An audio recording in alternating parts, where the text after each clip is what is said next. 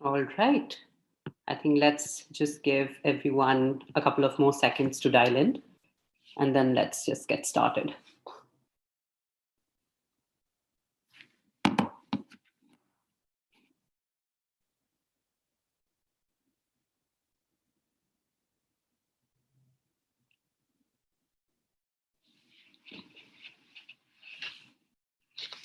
All right, everyone.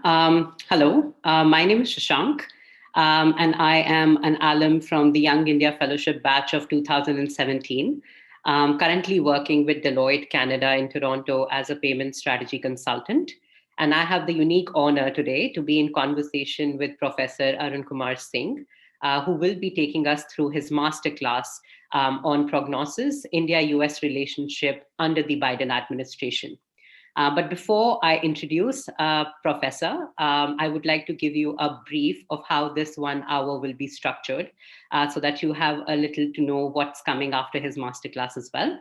So we'll begin with Professor's masterclass, followed by a cozy conversation about his life, beginning with his childhood, about his interests, and about his IFS journey as well.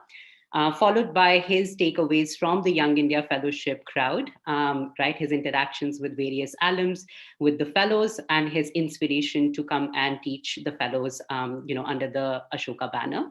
And lastly, we will be talking about certain questions that the audience might have related to his masterclass or, his journey thus far. Having said that, let me just quickly begin by giving an introduction of the professor, followed by his masterclass. So a little bit about Professor Arun.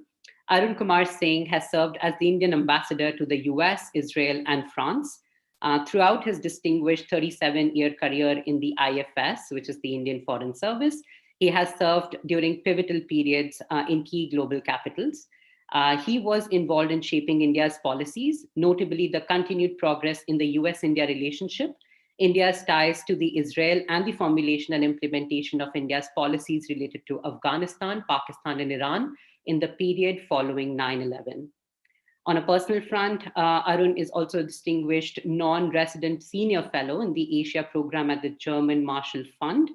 In 2017, he taught courses on US foreign policy in South Asia and current global trends and challenges at both American University and the School of Advanced International Studies at Johns Hopkins University. He was a distinguished visiting professor at Emory University and Center for Advanced Study of India at the University of Pennsylvania. Professor Arun also holds an MA in economics from the University of Delhi. It gives me great pleasure in introducing Professor Arun Kumar and having said that, there he is. Welcome, Professor. Thank you, Shashank. All right, Professor, without further ado, let me hand over the floor to you on your masterclass, which is the Prognosis, US-India Relationship under the Biden administration. So the floor is all yours. Thank you, Shashank. So as we had discussed, I'll now speak for about 15 minutes before we move into the next segment. And the course I teach at YIF, I've called it Deconstructing Select Indian Foreign Policy Challenges, a practitioner's perspective. And what I do there, based on my own experience, I have sort of selected 5 themes to discuss in great detail. India-US relations, India's relations with Pakistan, Afghanistan. Then I take a look at India's relations with France in the context of the broader India relationship with the European Union and other European countries. And then take a look at India's relations with Israel, with a deep dive on the Israel-Palestine issue, and of course in broader West Asia. And all these regions are vital to India's interests. And while looking at the broader trends, I try and bring in years of my own experience in dealing with these issues For example, when I look at India's relationship with Pakistan, as Shashank mentioned, I happened to be on the desk when 9/11 happened. And after that, the entire global effort, US effort related to pushing the Taliban out of Afghanistan. And then India went into Afghanistan in a big way. Before that, we had closed our embassy. And today, India is one of the major assistance providers to Afghanistan. And most public opinion polls suggest that India is the most popular country in Afghanistan. And of course, India's relations with Pakistan tends to, oscillate very sort of rapidly, that sometimes in an upward trajectory, then comes down. And then, I try and examine that. So for today's discussion, I thought we'll focus a little bit on the India-US relationship because I eventually retired from the government as India's ambassador to the United States. And I was first assigned to work on the India-US relationship way back in 2008. At that time, it was President George Bush who was there. And many of you may have heard of the Civil Nuclear Cooperation Agreement between India and the United States. And I happened to reach Washington to start my work there on 9th October 2008. And it was on 10th October 2008 that the Civil Nuclear Cooperation Agreement was finally signed. So I didn't contribute anything to it, but I benefited a lot from that because that agreement completely transformed the India-US relationship. Till then, India had hardly bought any defense supplies from the United States. Today, India has contracted to buy more than $20 billion worth of defense supplies from the United States. Both countries are now talking of a defense technology partnership.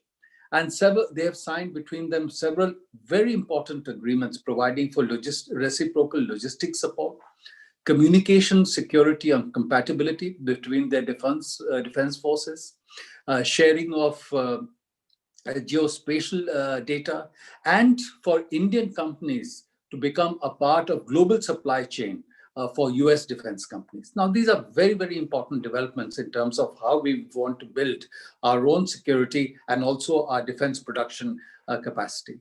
Again, today, India and the United States do more bilateral military exercises with each other than with any other country in the world.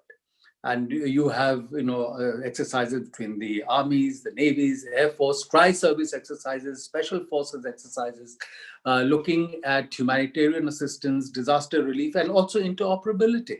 So it's a very important, complex relationship that has been developed. And the United States in 2016 declared India a major defense partner. So as this process was evolving during the Obama administration, I was sort of observing some interesting trends, because as the Obama administration was coming into power in 2009, there was a lot of nervousness in India because the civil nuclear agreement had been pushed by President Bush, who was a Republican. And during that time, Senator Obama, a Democratic senator, and he had sort of started his presidential campaign, he tried to introduce several amendments in the Senate, which would have effectively killed the deal, because the Democrats were motivated by certain non-proliferation related concerns. So people asked this question that once he comes into government, would he follow up or what would he do? And unlike what you see in the United States today, that when Trump came to power, he completely overturned many of the decisions that Obama administration had taken. And now when President Biden has come to power, he has signed a whole host of executive decisions and decrees, overturning large number of things that Trump had decided, be it related to immigration, related to climate change. President Biden has rejoined the Paris Climate Agreement. He has rejoined the UN Human Rights Council, the World Health Organization. So the large number of things he had done, overturning what his predecessor did. But when President Obama came in, he said, as far as civil nuclear agreement is concerned, it is settled law. That is, although it was a decision by the previous administration, it is settled law. I will accept it and I'll implement it. So it was taken forward on that basis. The other interesting thing that I was sort of witness to was that on 24th October 2008, in an interview to Time magazine, then candidate Obama had said that if he's elected president, he would appoint a special envoy on the Kashmir issue. Now, that's something which is completely a red line for India, because we do not want any third party or external intervention on the Jammu and Kashmir issue. So again, there was a lot of anxiety, but there are different ways of sending messages to an incoming administration. It's done through think tanks, it's done through informal channels, and clearly messages were conveyed to the incoming team that kind of a step would sort of be a severe impediment on further development of the relationship. And so once he became president, there was no special envoy appointed on the Jammu and Kashmir issue. And Richard Holbrooke was appointed by President Obama as a special representative, but only for Afghanistan and Pakistan, and nothing to do with India-Pakistan issues or Jammu and Kashmir. So again, it was a reflection of the fact that it is possible for other governments to also work on the United States and to influence decisions that work out in your interest. And not just that, I remember that in February 2016, for example, the United States, the Obama administration decided to give 18 F-16 aircraft to Pakistan. Now, again, for India, that was a very negative step, because Pakistan, although it says that it will use these aircraft for counterterrorism purposes, for action on the Afghanistan-Pakistan border, our experience has been that Pakistan uses them only in the Indian context. And so for an Obama administration, which had advanced the India relationship tremendously, because President Obama has been the only US president to visit India twice in his tenure. No US president has done that. President Obama was the only US president to visit India on our Republic Day.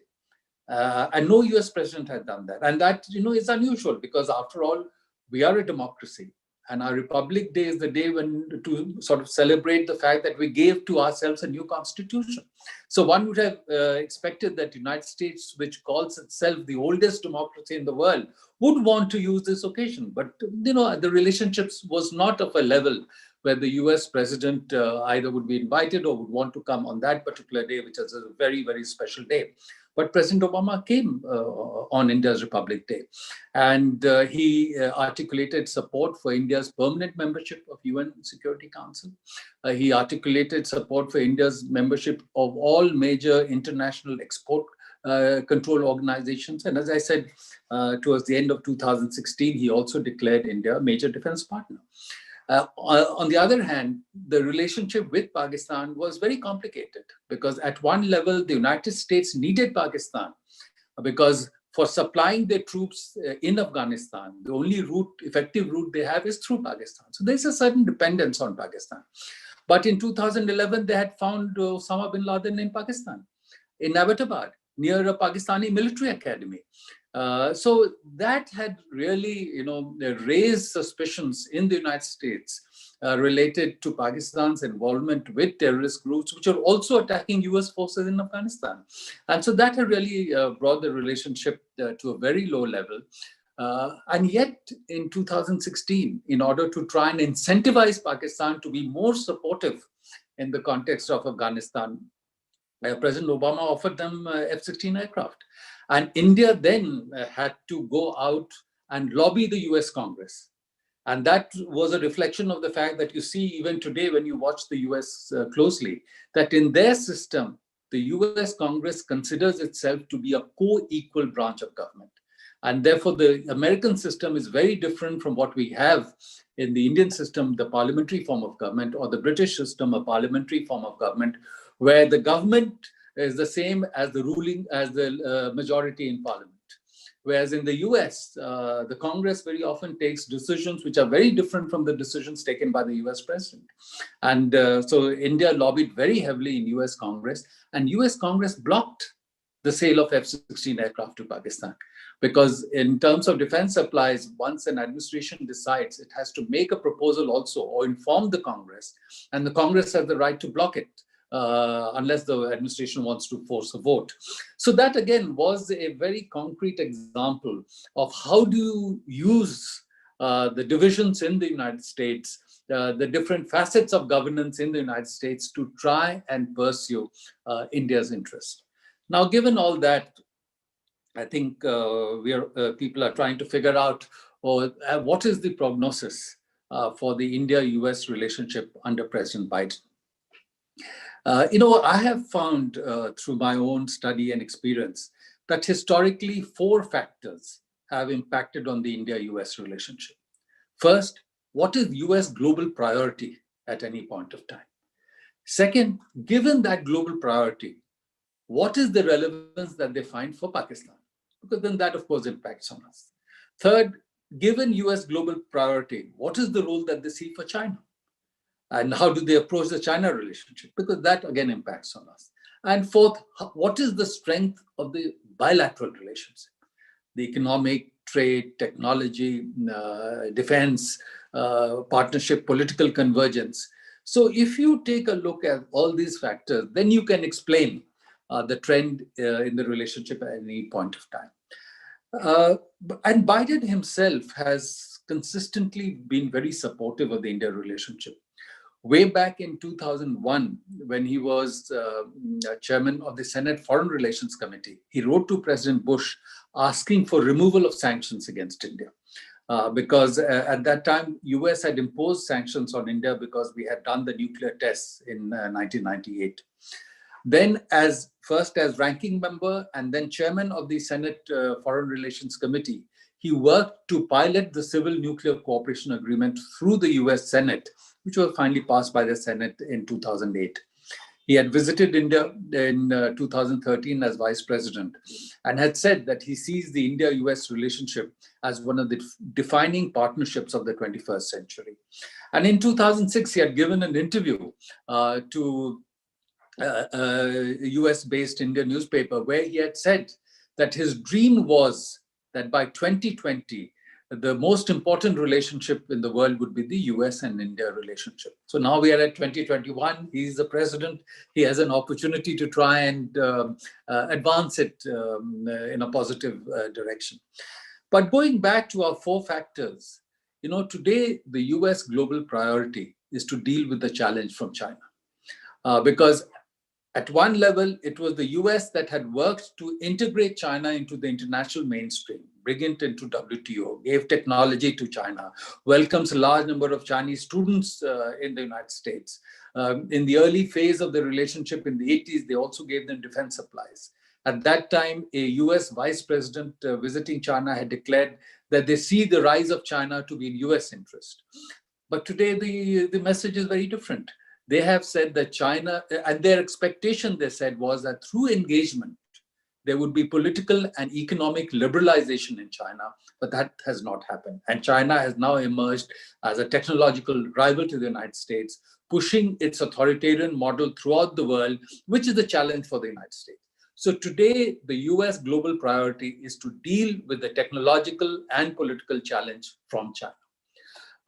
So given that, Pakistan, they see a very limited role at the moment because partly Pakistan's dependence on China.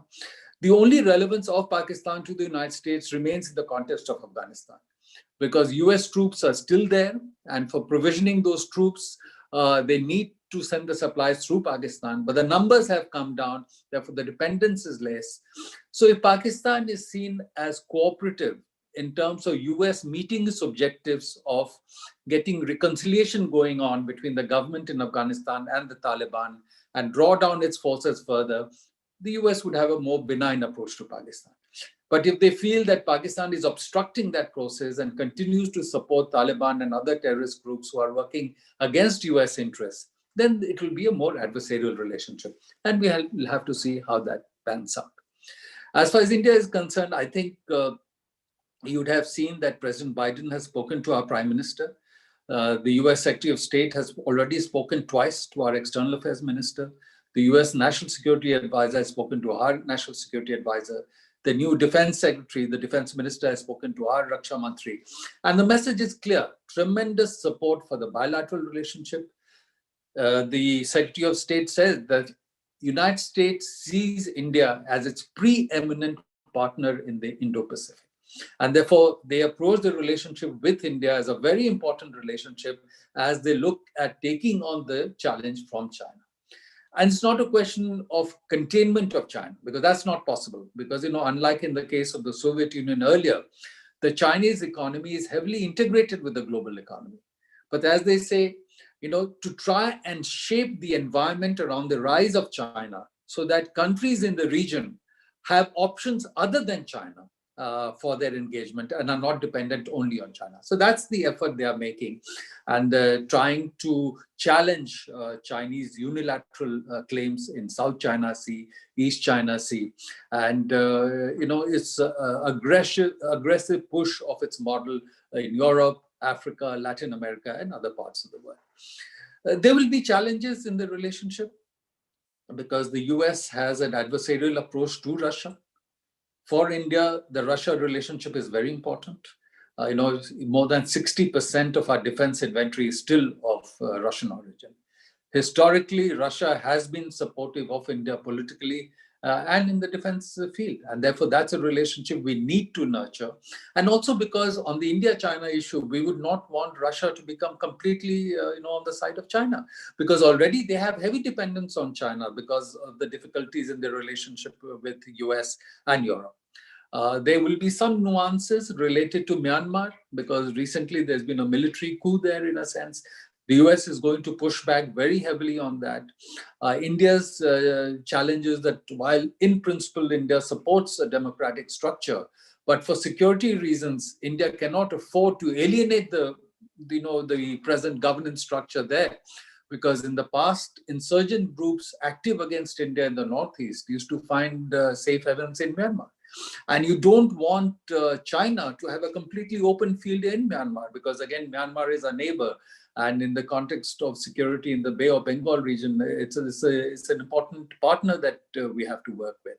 So I think the India-US relationship in the Biden administration will have to navigate its way through all this. But I'm confident that given the trend in the relationship, because the new phase was started by Democratic Bill Clinton, advanced by Republican George Bush, taken forward by Democratic Barack Obama, taken a notch higher by Republican Donald Trump, and now it's a Democratic Joe Biden. So there is bipartisan support in the US for the India relationship.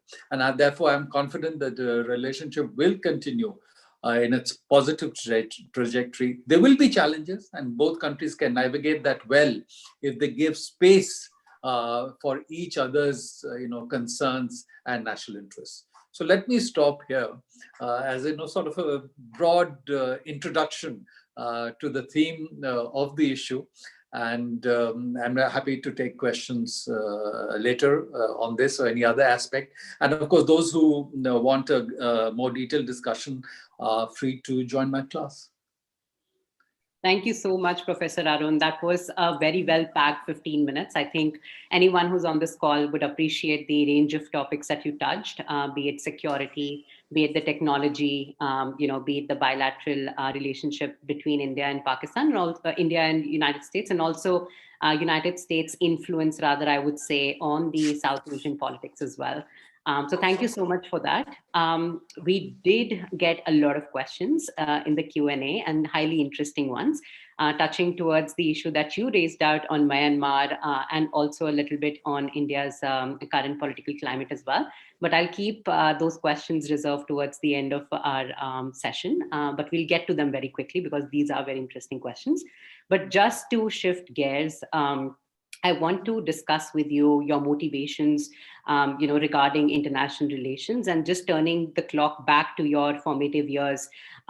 Just talk to us a little bit about, what was that pivotal point that pushed you towards pursuing a career in the foreign services, or rather the Indian administration, and what that decision was like. And also the second part to that question, and something that I've been asked by my peers to ask you, is that if you were in your 20s in 2021, would you take the same decision again? So sorry, go ahead. No, please go ahead. These were the two-part questions. So the last part is the easiest to answer, and to say that, yes, I have reflected on that. And if I were to do it all over again, I would again opt for the Indian Foreign Service. And I have enjoyed my career in the Foreign Service very much. It's among the finest of the civil services in India. It gives you tremendous exposure to the world. you serve in different parts of the world. When you live in a society, you understand the society much more deeply. You can read thousands and thousands of pages, but living in the place, interacting with the people there, gives you far deeper insights. So I think because of that, me and my family, and as in the case of my other colleagues, we were able to get better understanding of different trends in the world. And I think that has helped us because, global trends impact on all of us. Yeah. For example, if you look at business opportunity, and very often we don't realize that.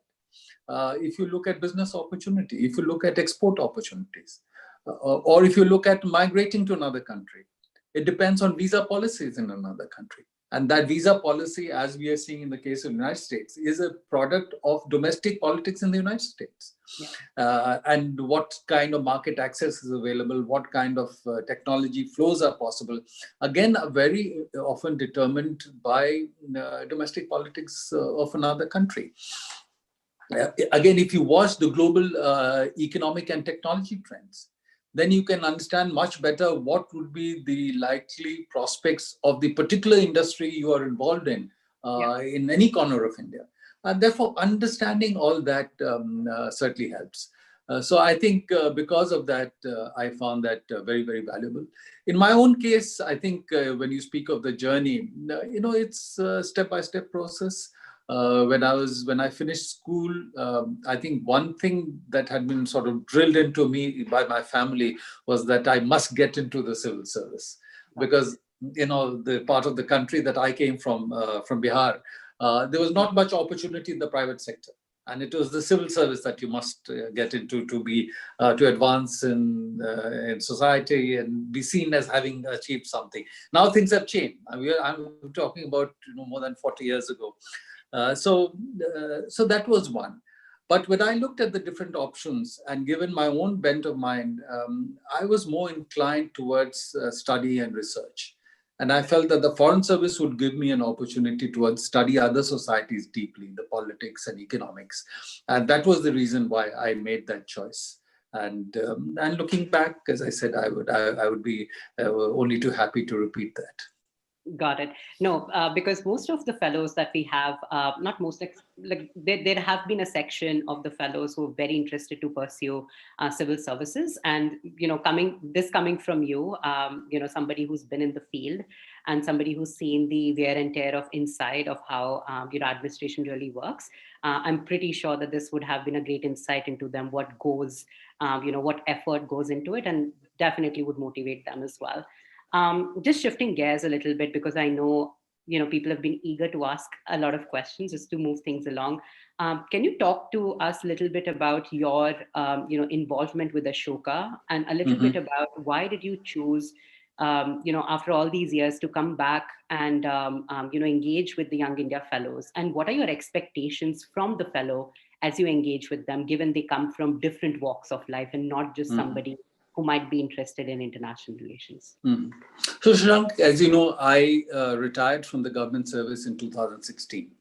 And after that, you have to sort of start building for yourself a new life, a new framework of activity.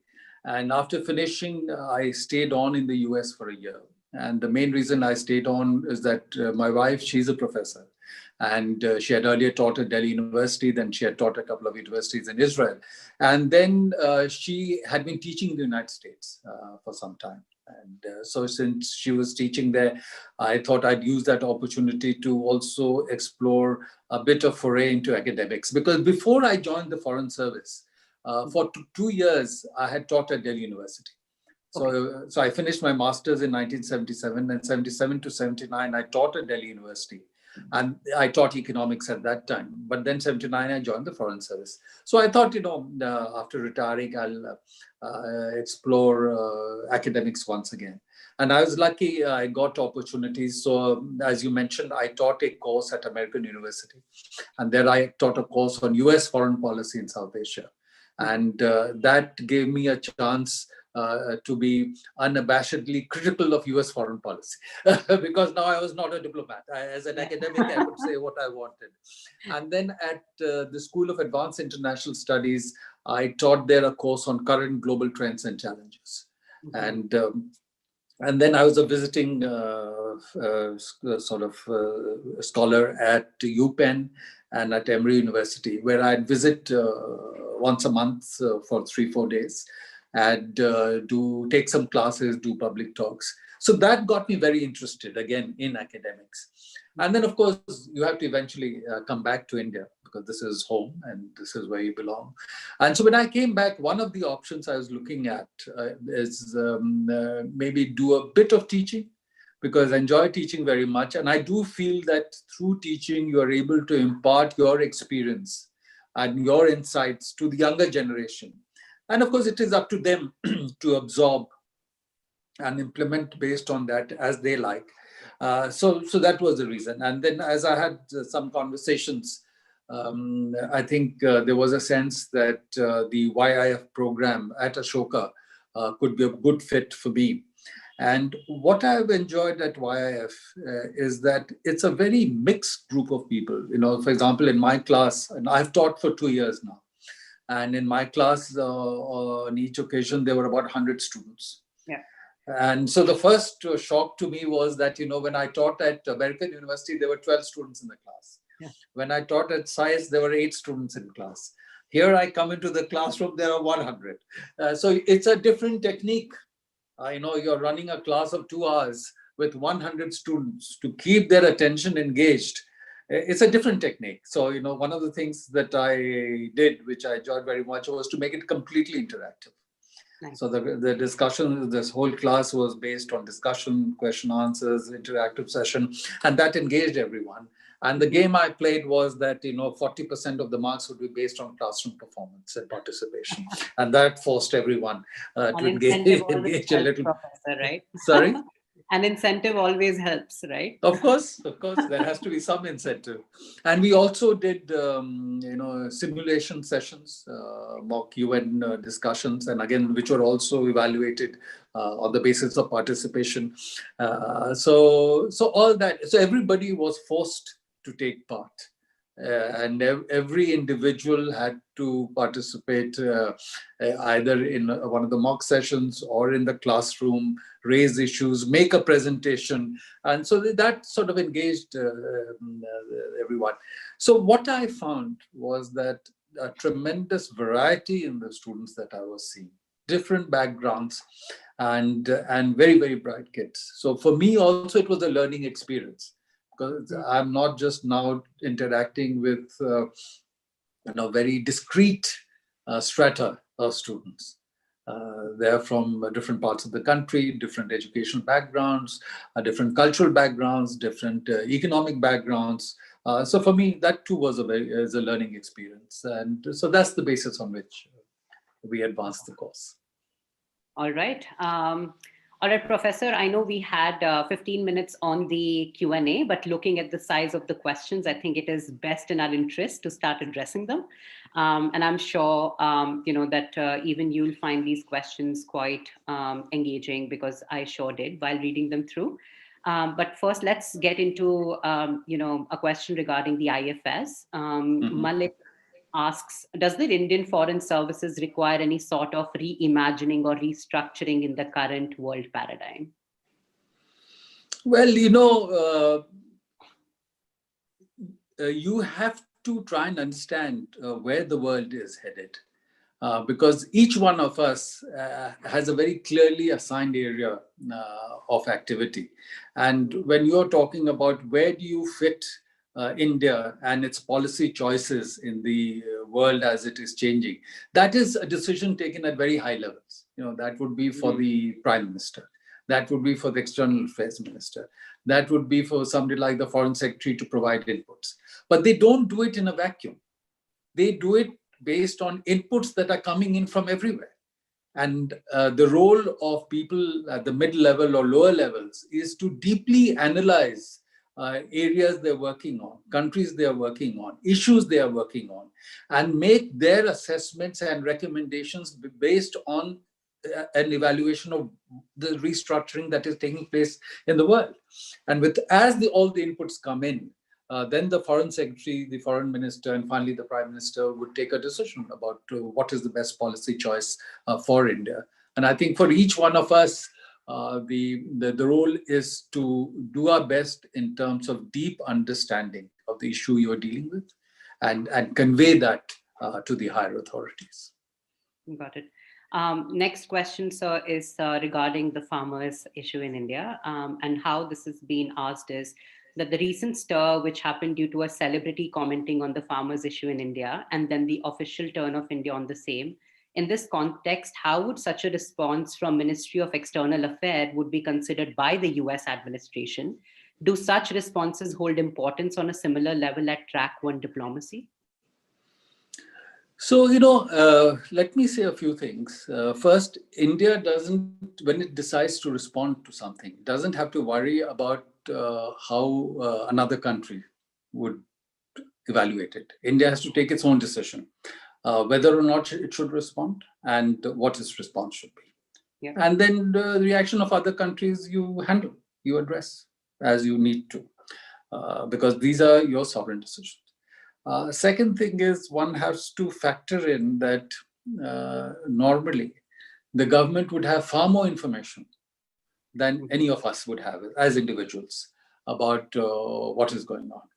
And therefore, sometimes the government would take decisions that those who are not in government may not fully understand why they're doing it, what are the sort of reasons that persuaded them to take that decision. And so I think one is to accept that. Others may not accept the decision of the government. Because as you saw, many have commented that perhaps it may have been better to not react to the comment of some of the celebrities. Others have said, no, it was important to react so that it doesn't take on a momentum of its own in the social media. So there can be different viewpoints. And all I would say is that the government would assess and make its policy choice based on what it sees as, from its point of view, the best action to take based on information flow coming in. All right. Just moving to our neighbors, Myanmar. Question is, many have dubbed the Myanmar military coup as the first major foreign policy challenge of the Biden administration. Given the US concern of countering China in the Asian continent, how would Biden administration respond to the military coup? No, well, I mean, Biden administration has many challenges. I mean, there's a challenge of Russia, there's a challenge of China, there's what to do with Iran, the nuclear issue related to Iran, North Korea. But you're right. I think this Myanmar development poses a challenge for the Biden administration, because earlier also, US had imposed sanctions on Myanmar when Aung San Suu Kyi had been in prison or in house imprisonment, and those were removed only once she was allowed to contest the elections and come into government. The dilemma for a country like India, which is a neighbor of Myanmar, is that if the US once again imposes sanctions on Myanmar, then the military regime there will have no option but to become even more dependent on China. Now, that's something that is neither in Indian nor in US interests. And so I think this is a challenge that the US would have to deal with. I think their problem is that the new administration is trying to signal that it wants to work for consolidation of democracy. Mm-hmm. And it wants to signal that because they've had a problem within the United States, because they believe that the kind of policies that President Trump followed, especially towards the end, where he challenged the result of an election and declared valid votes to be illegal, tried to overturn the vote, tried to promote an insurrection on the US Capitol, the parliament. So they feel that they need to do a lot of work to consolidate democratic institutions within the US. And that process would be facilitated if they are also seen as consolidating democracy worldwide and internationally. So from that perspective, they will need to be seen to be taking some action against what the military government has done in Myanmar. Mm-hmm. But if they do that, it is counterproductive, because then that government will become even more dependent on China. So there's a huge dilemma here, and we have to see We have to see how the US administration decides to deal with this. Got it. And just a comment, I think that an anonymous attendee has just posted is that regarding the riots in US Capitol and the 26 Jan incident in India, how it horrifies them. And the question counter to that is, do you think this shows the lacunae in the democracies in both these countries, which is the US and India? So, well, since this is a foreign policy course, let me comment on the external dimension. And I think what it showed as far as the United States is concerned, that they've had a major challenge. Since 1990, since the dissolution of the Soviet Union, the sense in the United States was that the US had won the Cold War, that democracy had won over communism.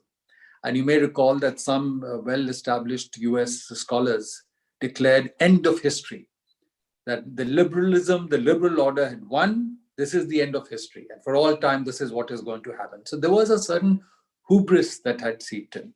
And with that, the US tried to globalize production and economic and trading activity.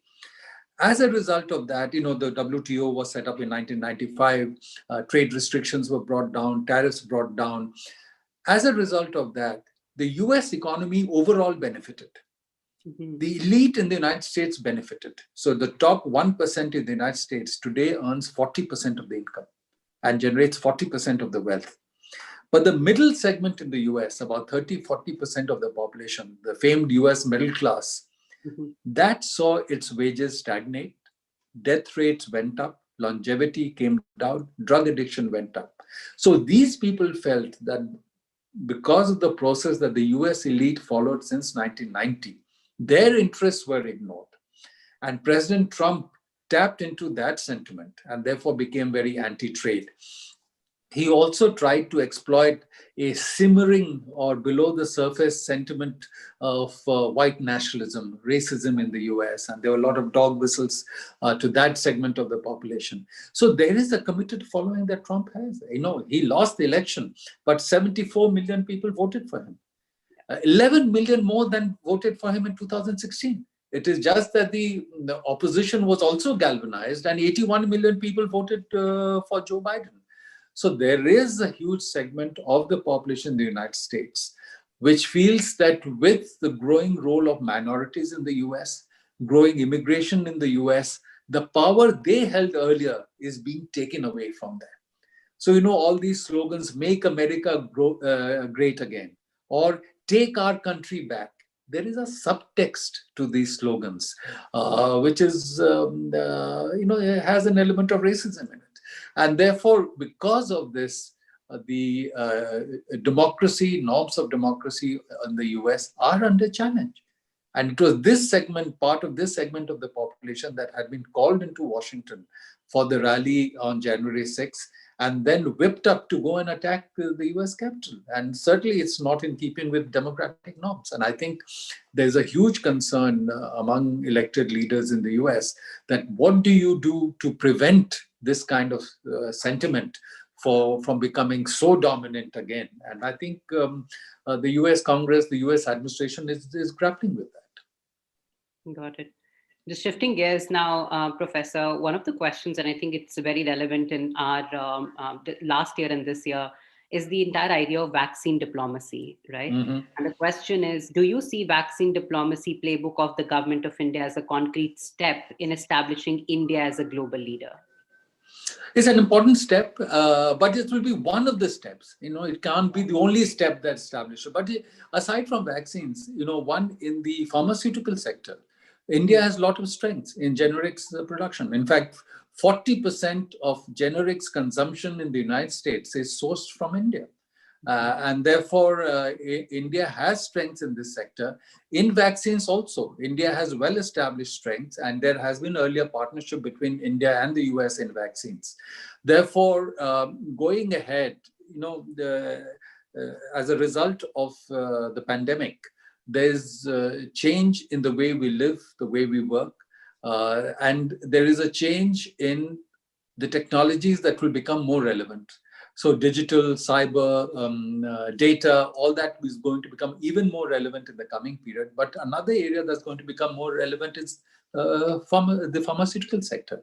And so that is an area of strength. So I think India will certainly want to and should leverage its strength in vaccines, in pharma, to integrate it more with the rest of the world. And today, as people are looking at diversifying supply chains away from China, and looking at China plus one, even if they're not pulling out from China completely.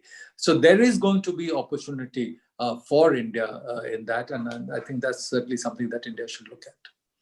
All right. Professor, touching on your masterclass, right, you mentioned something regarding, soft signals and how think tanks are used to mobilize, and push these agendas in. The question that has come up is, can you elaborate a little bit on how these think tanks usually push these agendas, and what are the pros and cons of doing something like that? Because a lot of our alums, a lot of Ashoka, peers do work in think tanks as well. So they just want your opinion on that. So one of the things I found is that the United States, for a diplomat, is the most complicated country to be working in. We would think that it's a very open society, it's easy to work there. But if you go to work in Russia, let's say, the president is all powerful. So if the president's office is positive towards a relationship, you can achieve a lot. Similarly, in France, a lot of power is vested in the president. And the other part of the governance structure or the regions do not quite command the same power. So, of course, you have to reach out and do work there. But so long as the president feels in a certain way, the structure on the president is positively oriented, you can broadly achieve your objectives. When you go to the United States, the first thing you find is that there is the administration, there is the US Congress, which is considers itself a co-equal branch of government. Yep. In the US Congress, for example, although there is a broad categorization of Democrats and Republicans, each member of the House or the Senate defines his own politics. He raises his own funds, gets some funds brought from the broad party structure, but he raises his own funds. And so very often you'll find, as you find in the impeachment hearings going on for President Trump, several Republicans have voted against Trump because they have looked at their own constituents and their own interests. And so there are 435 members in the House, 100 in the Senate, 535 independent political entrepreneurs in the US Congress. And you have to try and reach out to as many as you can, because you can get a hit from any one of them. And anyone comes out with a negative statement on India, and the media, goes all over it, saying that somebody has said something against India, or starts some kind of a campaign against India. So that again is very complex. Then the US businesses, they have a huge influence because, as I mentioned, each congressman or senator is an independent political entrepreneur.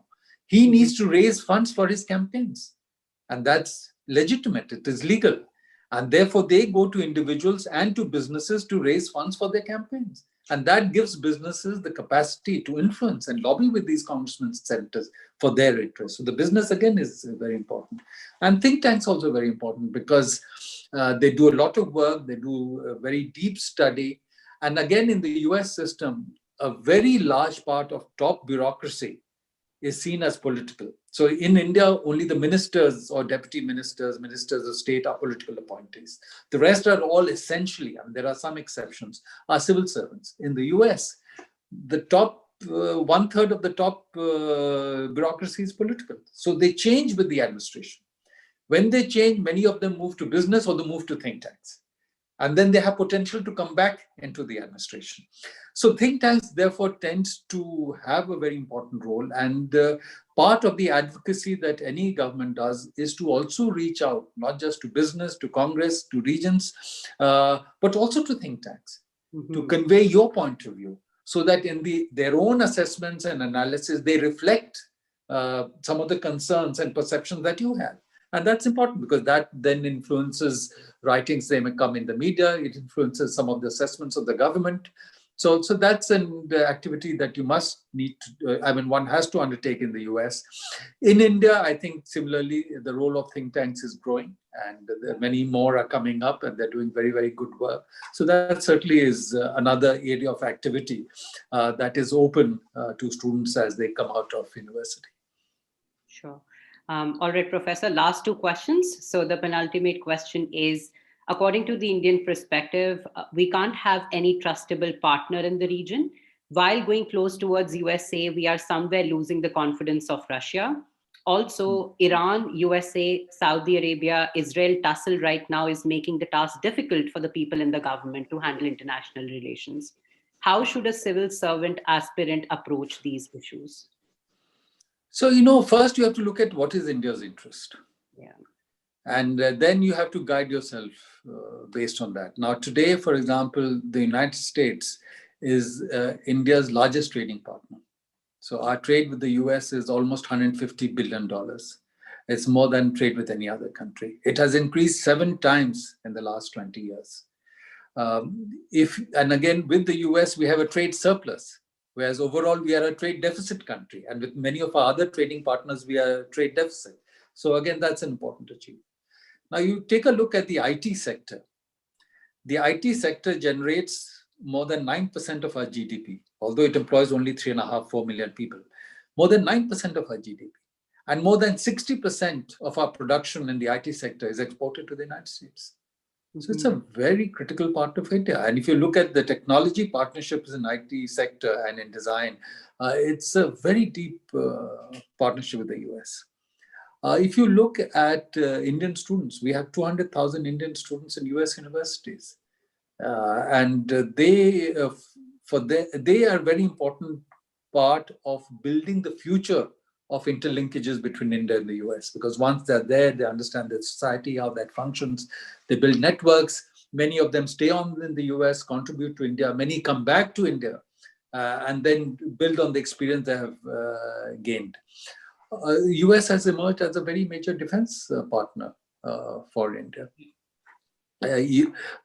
US, although Russia, China, important countries and very major powers, but if you try and see who are the allies of Russia and China, there are not many.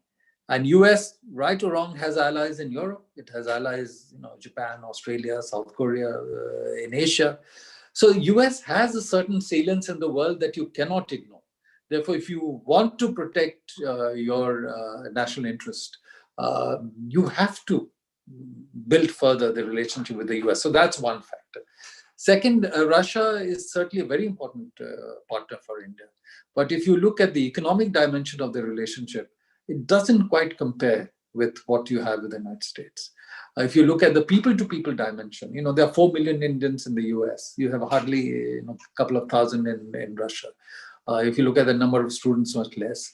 But of course, if you look at the defense cooperation relationship, in that area and technology, Russia is a very important part. So then you have to balance it out. So yes, any choice you make, there will be costs, and you have to factor in the cost and benefit. But eventually, the decision has to be based on what works for India. Well said. All right. So I think one question that has come, and I've kept it for last, is, as someone who is looking forward to apply to the YIF, I'd love to hear a bit more about the course that you teach. So could you please give an overview of the course and, just to give them a recap of, what you teach and how that's impacted. Yeah. So I referred to that a little bit at the start of my comments, but just wanted to say that I focused on 5 broad themes. One is, of course, the India-US relationship as it has evolved since India's independence, and try and explain what are the factors that have played into this relationship at different points of time. Because at times the relationship has been very positive, at times it has been adversarial. And, I've told my students that my purpose is not to give you clear answers. My purpose is to try and explain to you the dynamics that play out, so that looking ahead, when you see a situation evolving or you're faced with a situation, you are able to understand what is happening, why it is happening, and explain to others. that these are the reasons that it plays out. The other relationship that I focus on is the India-Pakistan relationship, because in my own career, I spent 10 years dealing with that relationship. And it's a very volatile relationship. I remember where I started working on it first in 1988. And at that time, the Prime Minister in India was Mr. Rajiv Gandhi. The Prime Minister in Pakistan was Benazir Bhutto. They had met twice in a period of less than a year. And there was a sense that this was a new generation, new post-partition generation. Their meetings went off very well. The relationship will progress very well. And within a year and a half, Benazir Bhutto was talking about 1,000-year war again with India and Azadi, and the relationship really took in a very steep downward direction. So again, to try and understand what are the compulsions in each country, and why is it that we are not able to keep the relationship in a stable trajectory, the role of the military in Pakistan's governance, and why it is in the interest of the military not to allow an improvement of relations with India. Because the military takes 40% of the budget. Now, any society will give a large part of the budget to the military only if they feel that the military is there to protect them. And then for that, the military must have an enemy. Because if we don't have an enemy, how do you take over so much of the budget? So they need to sustain a sense of India as the enemy. So for their own governance and politics, they try to prevent an improvement of relations with India. And whenever the civilian leadership has tried to move positively with India, Nawaz Sharif did that in 1999. Asad Zardari did that in 2008. The military has done something like the Kargil infiltration or the Mumbai attack on 26/11 to thwart that process. So then try and understand more deeply the dynamics of the India-Pakistan. Then, I look at Afghanistan, and many of my students found the Afghanistan part of the course to be the most interesting. Because I explained to them that post 9/11, post Taliban leaving Afghanistan under American assault, how did India go in, starting from scratch, because we had shut our embassy, and start its various programs in Afghanistan, so that today India is the 5th largest donor in Afghanistan, and a relationship that is valued very deeply by the Afghans. So, this whole dynamic of going into a society that is being restructured, rebuilt, and how do you make choices about the role you should play? Should you play just an economic role? Should you try and play a military role? The pros and cons, the choices that were made, and then the strategies to implement. Because right in the beginning, we did quick impact projects so that the impact would be visible on the ground. Once that was done, then we went into infrastructure projects, building a road, building a dam, building a power transmission line, so that you're able to also project India's wider capabilities. So, these are some of the choices we make. Then we spend some time discussing India's relations with Israel. It's a very important relationship. And how is India able to sustain that despite the difficulties that have been there in Israel's relationship with other countries in West Asia? And finally, India's relations with France and all of Europe. So that's how, and again, as I said, I bring in quite a bit of my own personal experience in dealing with these relationships to elaborate on the broader trend that is there. Got it. I think with these words, let's just get into concluding thoughts. I think we're almost on time as well. Thank you, Professor Arun. This was indeed a masterclass. I think in this 1 hour, we did pack a lot of things ranging from US global priority, the discussion around why Pakistan is relevant or not relevant in the present context of geopolitical economy, of how US really sees China and how should they be approaching them. And lastly, the bilateral US-India relationship as well. I think, for people who've been in your course, this was a revisit of, the knowledge that you pack. But I'm pretty sure for people who've dialed in to listen to you, they're walking away with a lot of knowledge and wealth, and hopefully a lot of thoughts into how one should really look at international relations, not in terms of silo, but as interdependencies that come from one country or another. Thank you so much for taking out your valuable time. And I hope everybody, and I know that I say on behalf of everyone who's dialed in as well, this was indeed a masterclass. Thank you so much, Professor Arun. Thank you, Shashank. I enjoyed the discussion.